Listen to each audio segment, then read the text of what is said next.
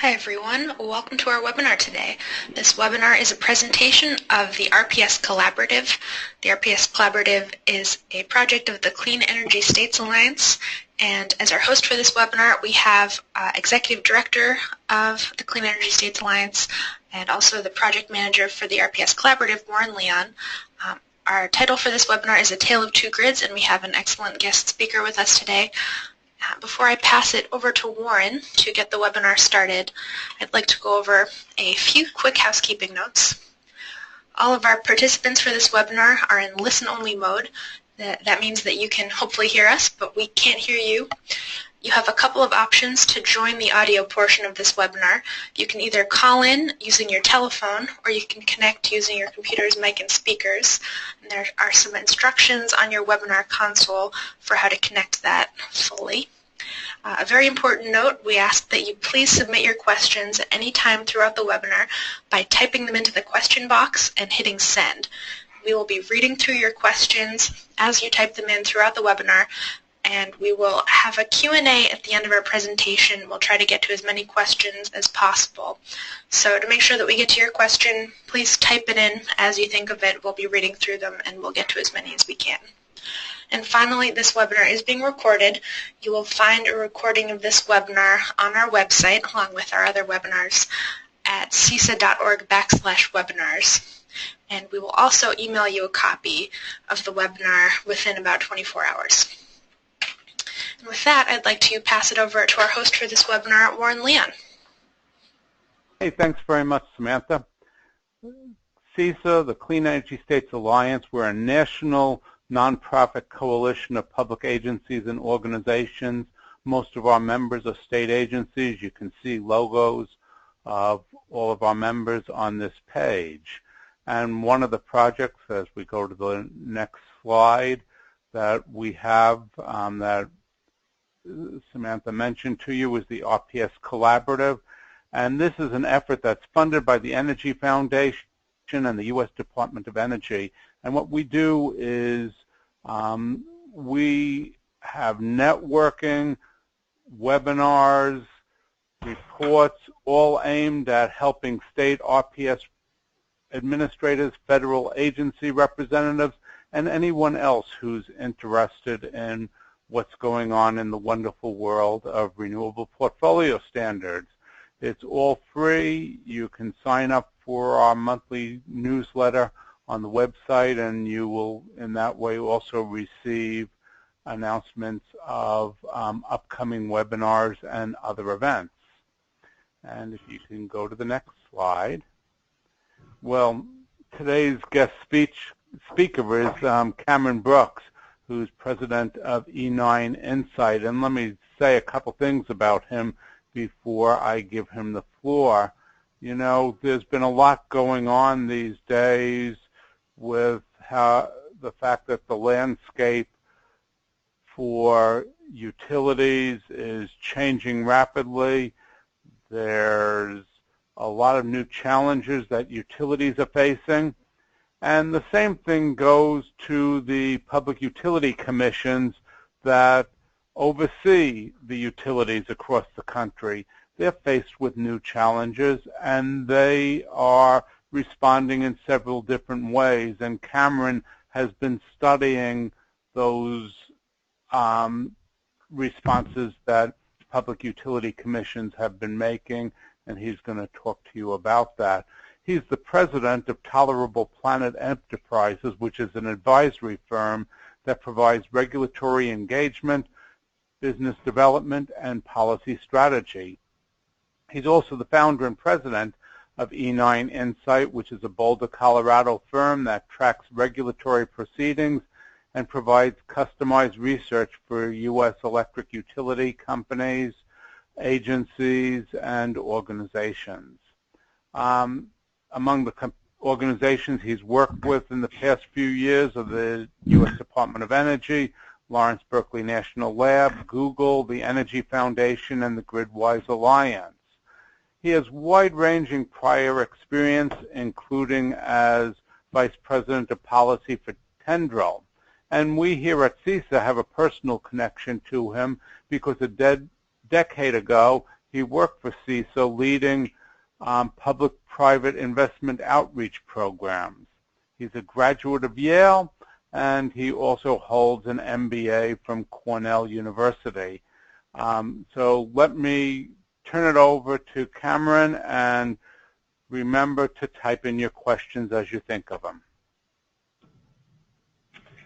Great. Well, thank you.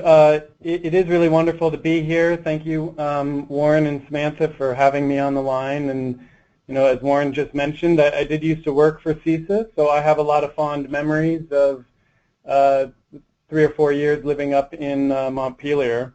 But we moved back to Colorado about 10 years ago, almost to the day, and that's where I'm speaking to you from today. So in the intervening years, I have held a few different roles in entrepreneurial ventures around clean energy, and for the last several years have managed an advisory and research firm focused predominantly on engaging with the state public utility commissions. At least that's sort of at the core of what we do. But it really is an honor to be here today and to share some thoughts. So with apologies, or perhaps a nod to Charles Dickens, I've borrowed from his writing for the title today, and that's largely reflective of some observations that have come from research we've done that I think highlight an interesting division in the industry today and really speak some to what the role of the utility moving forward might look like. So my hope is that over the next 20 minutes or so, I can offer you a bit of an introduction to Ena Insight and how we came to do the research we're doing, briefly walk through some of the tools we use in our approach to methodology, and I'll share some highlights from research we've done, much of which draws on a study prepared for the DOE that we did last year and layered with our own observations on top of that. And then I've got a few closing thoughts to ponder, and of course, you know, we'll welcome any questions, and hopefully we'll have some time to talk at the end. So briefly, a few years ago, largely to support the advisory work that I do, I founded Ena Insight because I really saw that there was no easy way to track what was happening at the state public utility commissions. So we're a research firm. We focus primarily on those activities of the state PUCs. The first thing we do is monitor month to month the activities of the PUCs in real time, and we distill that information into what we describe as a radar database of, right now, about 2,500 proceedings that's available by subscription. And we also provide custom consulting and tailored research projects that usually involve some deeper diving into the details of the docket records or market segmentations that are based on some kind of policy parameters or overlays.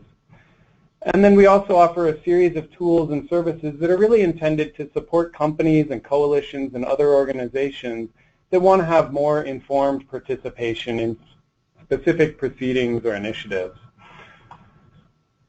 So as Warren mentioned, you know, we have worked with a number of different clients. I'll just sort of throw a few of them up here on the screen that are representative of the technology and software companies that are active in the electric industry, some environmental groups and trade coalitions, national labs in the Department of Energy. And as I said, it's really a project that we started last year with DOE that's the foundation of a lot of what I'll be sharing today, together with some of our own observations that we added on top. Now, naturally, a company called Ena Insight is likely to have a pretty strong affinity for that number, which we do. And we embrace that partly by organizing docket activity into 9 different policy domains, which you see listed up here. Of course, not all proceedings are going to fall neatly into one category or the other, but by and large, we think this offers a useful and convenient way to capture the various facets of the distribution grid primarily, and to a large degree, the components of grid modernization.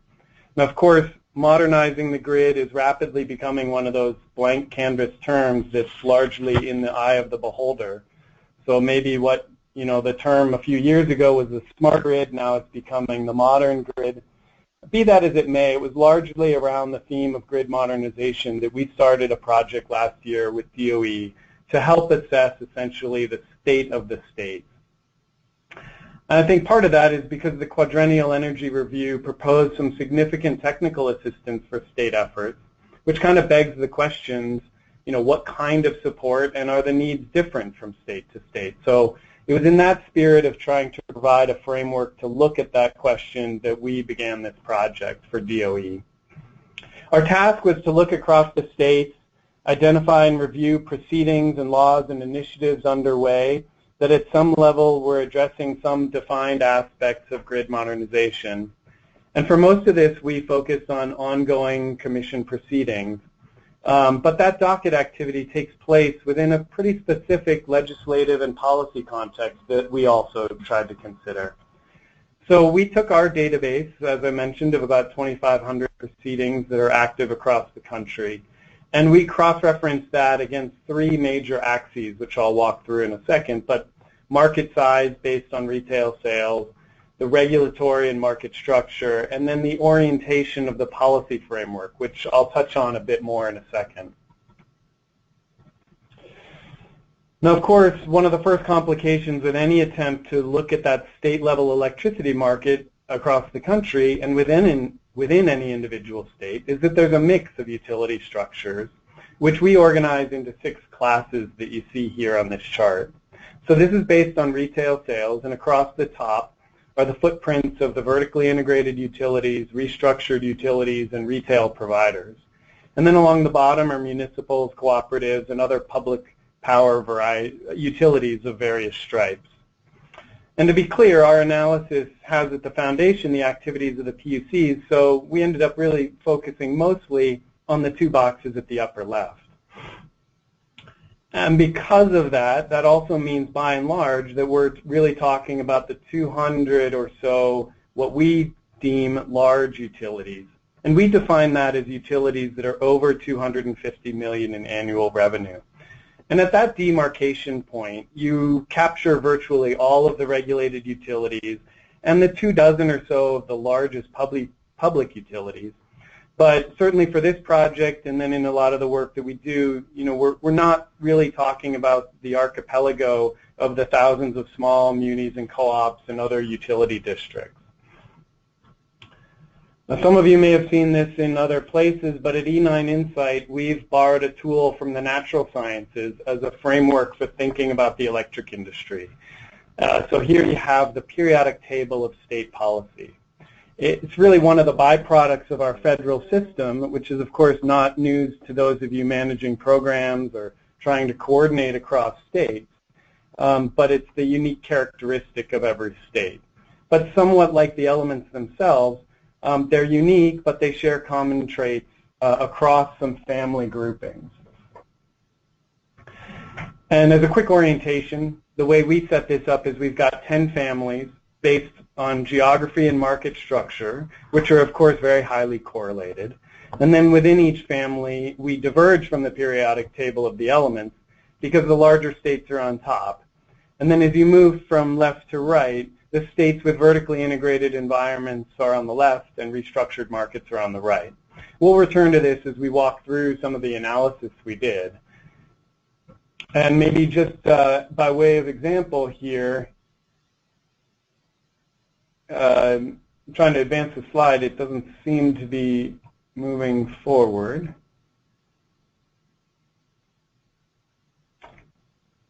There we go. So I was going to use New York as a quick example just to do a little bit of a deeper dive. So the periodic table framework provides a quick snapshot of some of the key dimensions for each state, like how large is the market, which is in the upper left, perhaps akin to the atomic weight. How many large players are there in the upper right? How do the commissioners get into office? Are they elected? Are they appointed? What's the political climate? So in this case, in New York, you've got 5 commissioners appointed by the governor to 6-year terms. And no periodic table would be complete without some kind of molecular diagram. So this is New York with each of the large utilities scaled according to size. And that's something that we've mapped out across the country. So I just highlight some of these because these are references that we use throughout our work with clients, and we find it really helps to orient people quickly, especially those who don't spend the bulk of their day looking in the policy domain. So for part of our analysis, as I mentioned before, we cross-referenced the docket information against the states starting with the size of the market in each state. So what you're seeing here is a heat map of the 11 largest states with retail sales of $10 billion or more in the upper portion. And that represents just over half the market. And then with the next 25 medium-sized states, you capture about 90% of the overall market in the U.S. And then down along the bottom are the smaller of the 15 states. And you can see how those sort of float up to the top in each of the vertical columns for each family on the periodic table. We look next at the market structure. Waiting for the slide here to move. It's, I guess, sometimes a little bit slow. But looking at the market structure, as you can imagine, is not necessarily a simple task. In part because, what I showed before, just separating vertically integrated from restructured really doesn't capture some of the breadth, as I'm sure all of you are aware. It's just a bit more complicated. So these columns here show 5 different categories, which include the vertically integrated, what we term hybrid utilities that have competitive wholesale markets, but regulated retail rates. Then distribution utilities that have competition on both sides of the wires, competitive retailers, and then the mostly public power sector that's largely independently regulated. Again, you can see that here on the periodic table, and as I mentioned before, you get the restructured states over on the right, and then if we overlay one more slide, you can see those hybrid states that I had mentioned before. Now finally, we looked at what we term the orientation of each state. So let me explain a little bit what I mean by that, because it's decidedly not intended to be a value judgment, but really an assessment. And I don't have all these details laid out for each state. The time doesn't allow that in this presentation. But we looked at those 9 different policy facets that we use to look at the market through, and sort of asked, is there across those 9 categories in each state, either in the strong category, a comprehensive set of policies that establish specific mandates, or in the more moderate category, a looser set of voluntary goals or state plans, and then in the mild category, maybe no requirements of any kind that are really articulated, or maybe there's some pilot projects. And then we sort of looked at that and took a weighting for each state. And I think what you see is that at least by the footprint of retail sales, there's actually a pretty even distribution across the states of those that we might consider to be mild, moderate, or strongly oriented towards, in this case, grid modernization. And we defined with the Department of Energy a certain set of elements and components within each proceeding that we were specifically looking for. And I think what you can see on the periodic table here is a strong correlation between those strong states and the market structure. And at a certain level, that's not at all surprising, and perhaps it's even tautological. I mean, that is to say, those states that have already reorganized their markets are the ones that are most likely to have established specific policy goals and targets and have done that across a number of different categories. You can see, again, those states on the map here, and perhaps not surprisingly, there's an aggregation of usual suspects along the coast in Texas and around the Great Lakes. So putting it all together, you get a matrix that looks like this, which is probably not of any real help to people who are looking at it through a small screen. But I assume the slides will be available, as Lauren said, and I'm certainly happy to talk about it more. But I think one thing that does emerge is, again, this sense that there are really 2 Americas when it comes to the policies surrounding grid modernization. On the one hand, there are states that are moving towards more open market solutions, and you see activities around things like community ownership, community choice models, auctions. California did a demand response auction last year. And on the consumer technology side, there's a lot more attention towards policies around consumer data, bring your own device programs that really recognize the capabilities of things like smart interconnected thermostats. And on the other hand, there are states that are more inclined towards expanding the vertical integration model. And there I think you see proposals for things like utility ownership of rooftop solar, or expanding traditional demand-side management programs and direct load control. Now, fortunately or unfortunately, I can't get into the details of the 100 or more what we termed major dockets that we identified out of that 2,500, but I've highlighted a few here that certainly caught my eye and I think maybe speak to this observation. And I'm sure all of you on the phone know these either well or much more deeply than I do. But in California, just as an example, there's a whole suite of proceedings underway, but some of the more notable include distribution resource planning that's really trying to bring visibility into how does the distribution grid operate, what's the carrying capacity down to the circuit level, in a way that can be transparent to the marketplace so that non-utility players can step forward with solutions and opportunities to make capital investments that would improve the grid. And there's also activity underway to be able to aggregate demand response, both as a demand-side management tool and as a resource that would be brought into the wholesale markets. Of course, I'm sure everyone knows a bit about New York's REV proceeding and the distribution system platform model that they're espousing. Illinois is in the middle of creating a framework to ensure that customers can actually directly benefit from smart meters by having access to their own usage information in a form that allows them to engage innovative new services. And then on the other hand, I think there are some programs that I've highlighted here, like in Florida, a program for the utility to install and own residential solar, and there's analogs to that in Arizona. Or Georgia, through their integrated resource planning process, established some requirements around solar, and South Carolina has done something similar around distributed generation, but it by and large is around dominated by utility ownership models. Now, I think this is interesting, and I've borrowed from an earlier report in the REV proceeding, where I think they really succinctly captured some of the assumptions that are being challenged about the core regulatory model.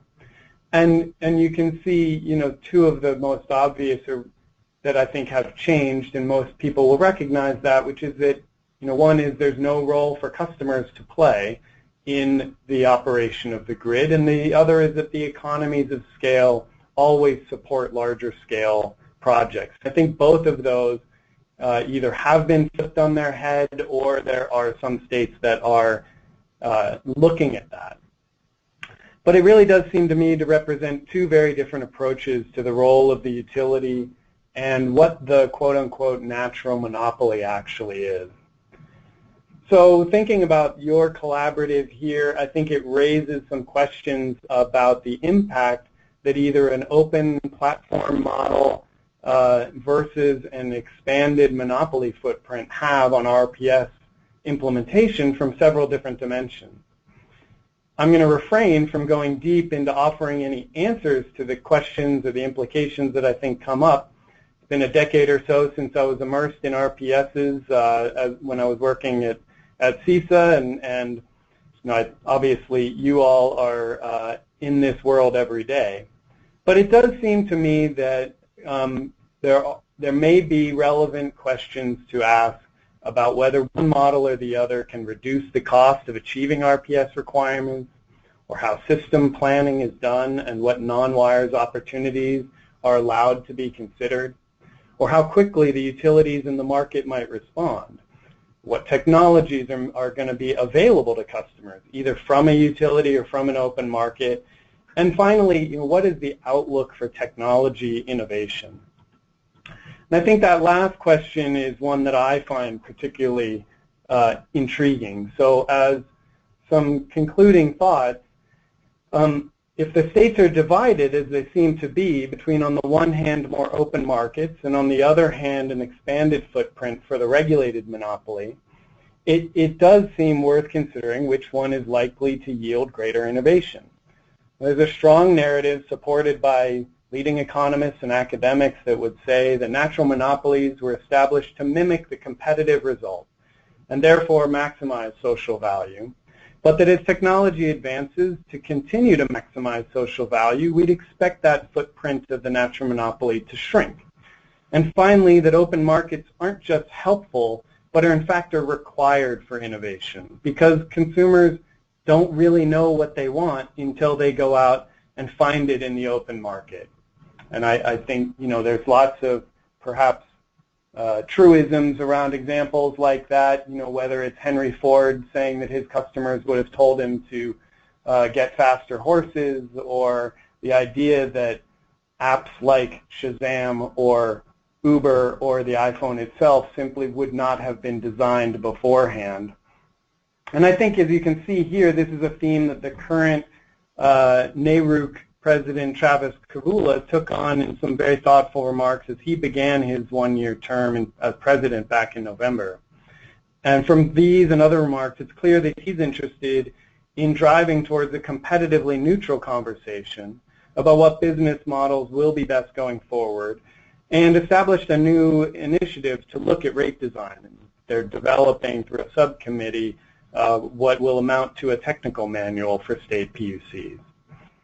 So personally, reflecting on this divide between open markets on the one hand and closed markets on the other, I think we should be consistently asking whether there is a specific approach that's based on a path that leads towards more innovation, or to be vigilant, again, as Travis suggests, against any kind of rent-seeking behavior. So if there is going to be a model that's more of a closed market model, can we ensure in some way that it's not just an anti-competitive move? Now finally, with this question towards innovation, I just pulled a quote from a major order that came out last week in New York's REV proceeding, where I think it's clear that one of the reasons that they're moving down the path they are in New York is a clear conviction that, in fact, the fastest path to a responsive, clear, and interactive grid, they think, is through this platform model. Now, of course, not all states are taking that path, and one of the conclusions that they reach here is that utilities should have some kind of earning opportunities tied to reducing the overall cost of achieving a clean energy standard. And I think, frankly, this is probably something that's fair to say that all states, regardless of whether they are one or the other of these two grids that I've laid out, regardless of that, I think it's probably fair to say that everyone that's part of this collaborative, and probably within those states, shares a vision that the utility does have a critical role to play and should be fairly rewarded. And they might just be differing on the best way to achieve the goals around RPS implementation, how to achieve that cost effectively and quickly. So with that, I'll end my remarks, say thank you, and for those who are interested, I'll just give a little plug. We do have a free monthly newsletter called Y9 that you can subscribe to, and I'm happy to share that information, or there's a link here in the presentation.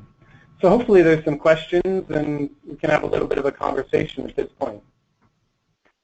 Hey, thanks very much, Cameron. That was a very interesting presentation, and I got several comments from folks saying how much they liked the periodic table view of things, and I ended up with a couple of questions off of that as well.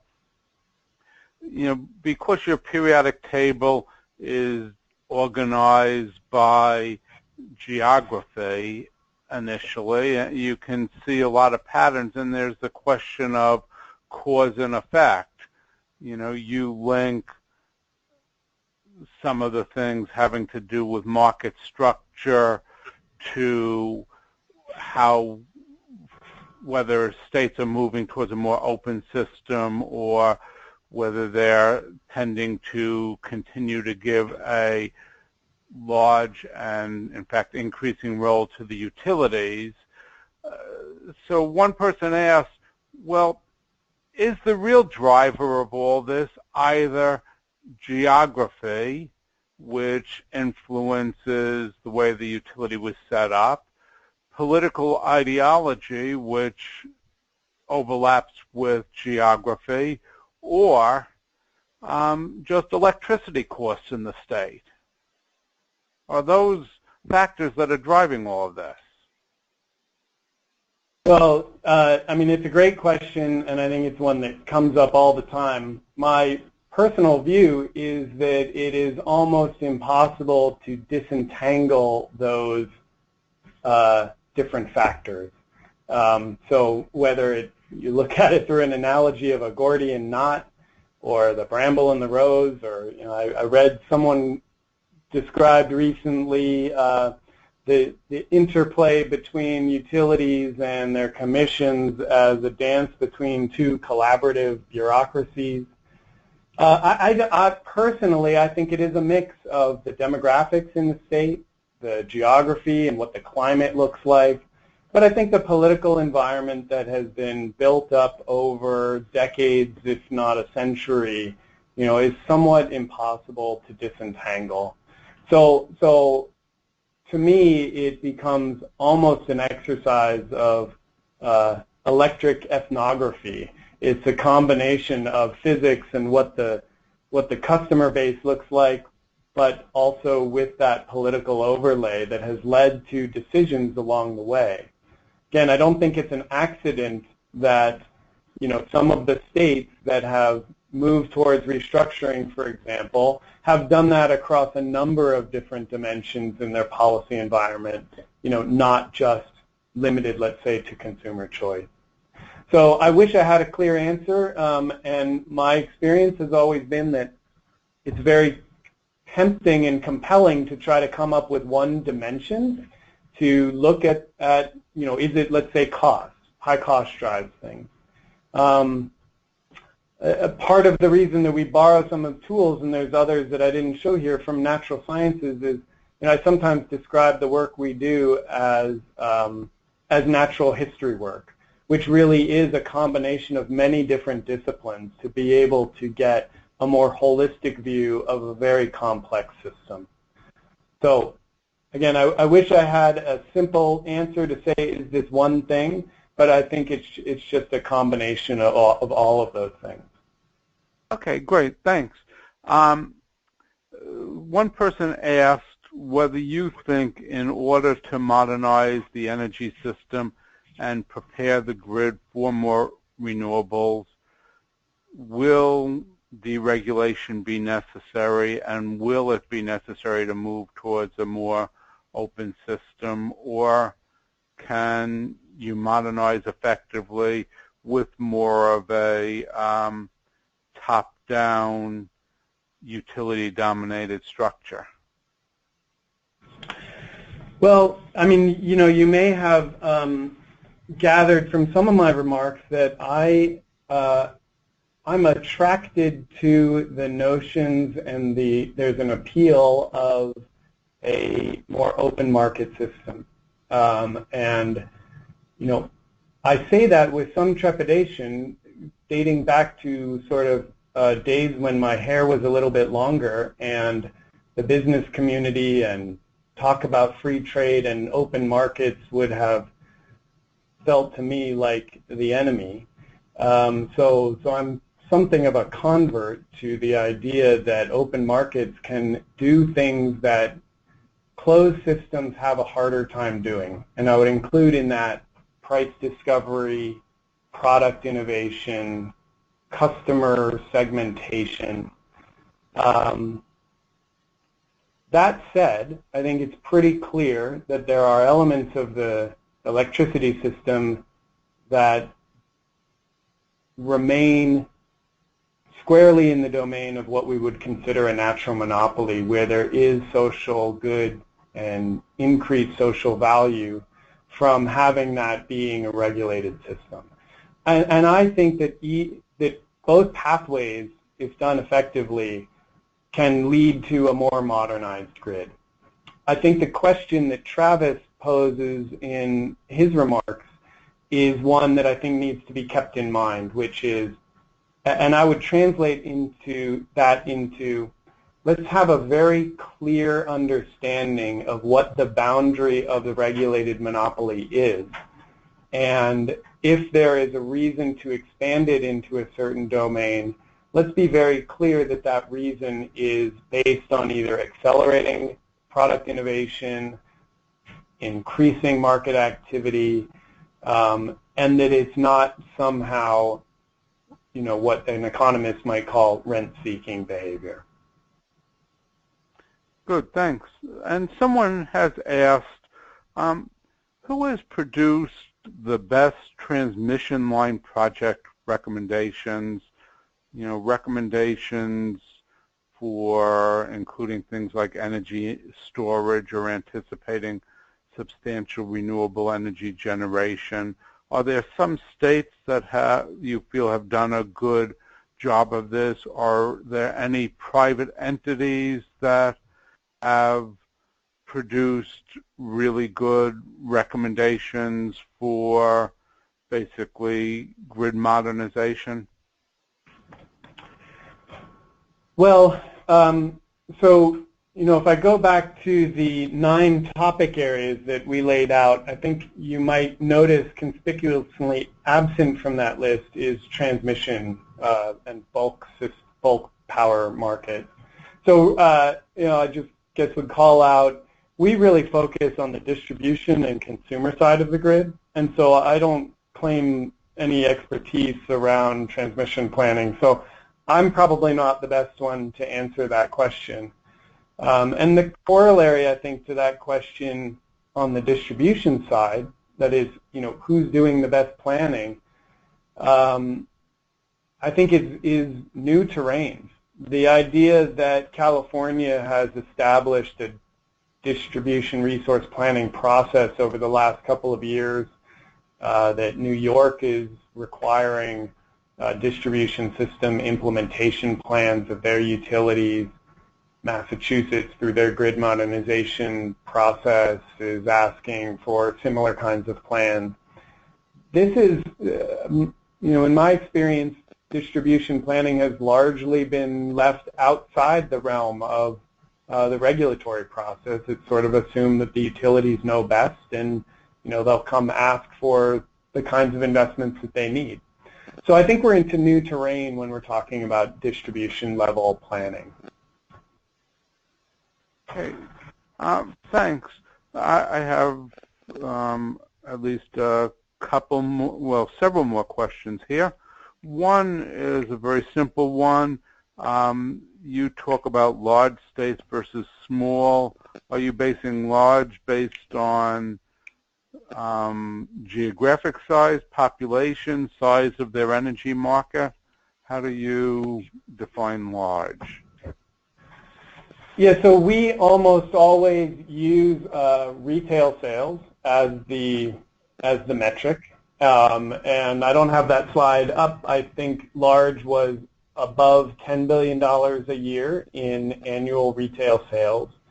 And then I think it was $2.5 billion to $10 billion was medium, and below $2.5 billion was small. So, and in my experience with a couple of outliers, whether you're looking at population or you're looking at, megawatt hours of sales, or you're looking at dollar numbers, the states proportionally are pretty well aligned. I mean, some states like Hawaii, where the prices are extremely high, will be a bit of an outlier, but by and large, those tend to correlate pretty closely. So I think you end up with the same groupings almost any way you slice it. Good. And have you done an overlay to your periodic table based on energy efficiency requirements and policies? And if you haven't done that, would it be instructive to do that? Well, yeah, so the periodic table is really intended to be sort of a starting point, to be able to organize and look at how the states are structured. And yes, part of what we do in many of the different market segmentations that I mentioned before is look at parameters like energy efficiency spending and the structure of how energy efficiency and demand-side management is approached. And we look for patterns across states that way, or renewable portfolio standards, or electric vehicle activity, or I mean, there's probably 15 or so different major policies that we'll look at when we're doing that kind of analysis. So I don't have any of that information here, but I think the answer is yes. We are using this tool almost every day, and we're regularly producing overlays against it to see whether there are patterns there that are instructive or informative in some way. And you've been out there talking about some of your results from this study. Have you gotten any reactions from folks in the utility sector? Well, no, not necessarily. I mean, we haven't necessarily published the results of the DOE study are within the DOE domain, and I think are being used internally there. And then obviously we've layered on some other observations on top. And through the course of the work, we're regularly in touch with people from the utility sector and within utilities. And my experience, whether they're responding to the things that we're saying in published works directly or not, is that I'm not sure that anything we're saying here is controversial in the objective outlook of what's going on right now. I think where a lot of the controversies tend to come in is, well, how should a utility or a regulator respond? Now, that in a sense goes back to the beginning and maybe the opening line, the best of grids, the worst of grids, because right now I think there are, quite a few skirmishes underway, whether it's related to net metering and solar policy or fixed charges versus, other kinds of demand charges. But fundamentally, the idea that some states and regulators and utilities are opting towards expansion of the monopoly footprint versus more open market approaches, I at least haven't come across people who have challenged or refuted that. It's really the discussion gets heated probably about, well, what is that right, or what is the right approach? Well, it'll be interesting to see how your periodic table changes in the coming years to see whether any states move from one camp to another. We are coming to the close of our question period. I just wanted to know, Cameron, if there's anything else you wanted to say that you haven't had a chance to say up till now. No, I don't think so. Certainly it's a delight to be here on the call, and I really enjoy sharing some of this stuff. Maybe there are people who will want to get in touch offline, and I would certainly welcome that. And like I say, we do have a little newsletter that has some whimsical little tidbits every month, so maybe some of you will find that entertaining or informative. But hopefully this allows some kind of perspective into the work that you all are doing, and maybe some thoughtful discussions that follow about whether or not there is an impact on how RPS policies are implemented, whether it's at the distribution level through distributed generation or at the bulk system level. But to be able to leverage those resources towards, I think, what a goal that many of us, if not all of us, share around establishing a cleaner, more interactive, and more resilient grid. Hey, thanks very much, Cameron, for an interesting presentation about some very thought-provoking research. Thanks to all of you folks for listening, and we'll be back with more webinars in the future. See you all.